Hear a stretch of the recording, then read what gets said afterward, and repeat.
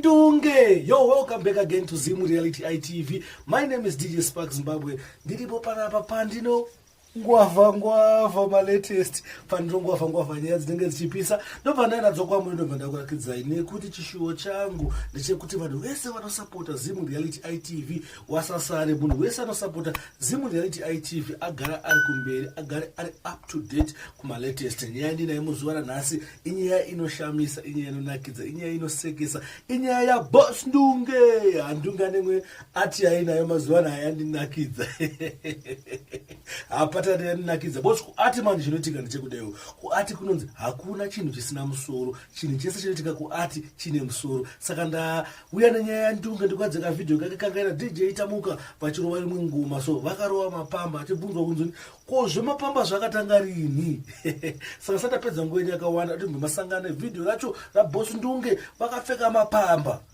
skiri takambeona na DJ Towers akati DJ Towers vanopenga chichibhati kuata hakuna chinhu chisina musoro hakuna mandopenga kuati saka sanganai nevhidhiyo yaNdunge akaruwa pamba hello once again I did big baby Kinaka Oblo Ndunge Shema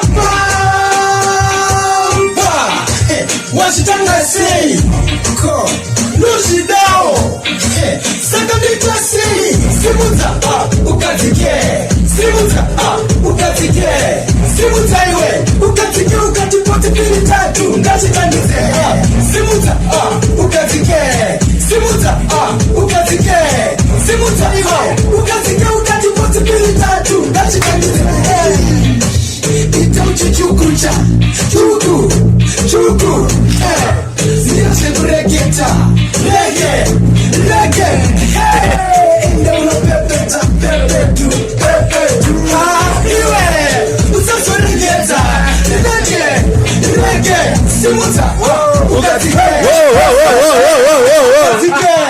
Simuza iwe Yeah man, Young Blood Rhythm coming out soon. Ndunge Youth, aka the Big Baby. My one.